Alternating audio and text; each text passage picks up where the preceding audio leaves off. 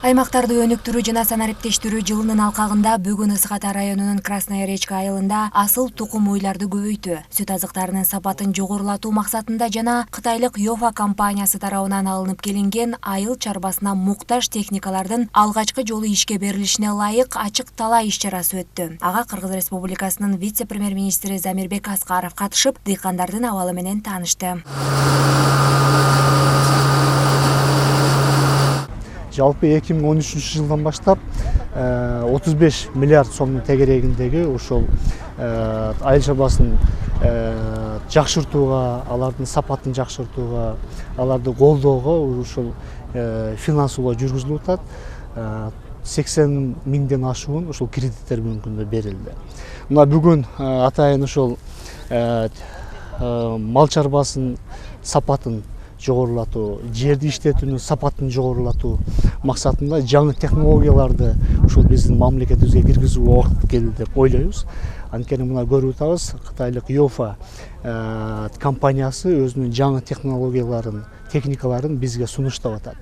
Мына эң негизги нерсе ушул биз өзүбүздүн ушул каптап кеткен, чүйдү каптап кеткен, мисалы үчүн камыштарды, сарняктарды биз өрттөп жок кыла албайт элек.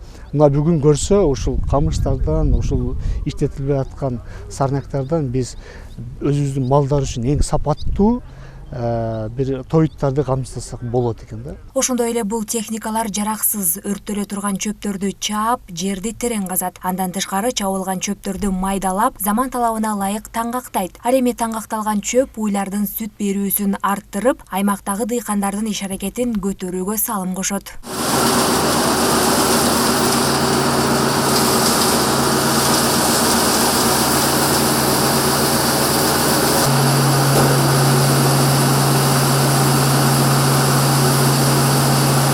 Ар бир гектардан 3000 чейин, 4000 чейин экономия кылсак болот ар бир дыйканга 1 гектардан. Бул дыйканда ал 3-4 миң экономия болгондон кийин налогторун да жеңил төлөйт. Мунун баары бир байланыштуу кете берет да.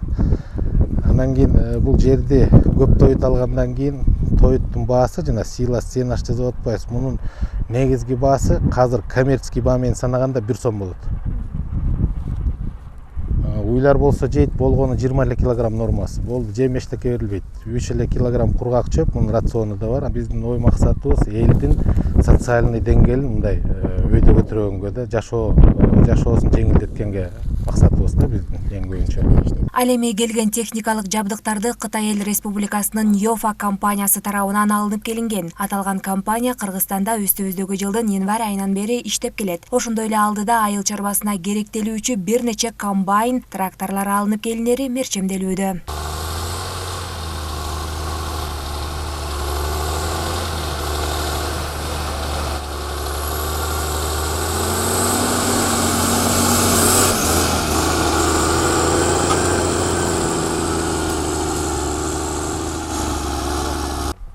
Планыбызда дагы республиканын ар бир айылдарына чейин өткөрүүгө аракет кылабыз. Бүгүнкү күнү Азбияктан баштадык. Андан кийин ушул айыл жергелердин баарына көрсөткөнгө биз улантабыз. Кошумчалай кетсек, республика боюнча дээрлик көпчүлүк аймактар сүт азыктарын сатуу менен алектенишет. Андыктан дал ушул багытта эмгектенген фермерлердин кызыкчылыгын арттырып, сапаттуу техникалар менен камсыздоо иш аракеттери жүрмөкчү. Нурай Кайратова, Шаршамбай Акынбеков, Нурлан Кулыев, СТВ.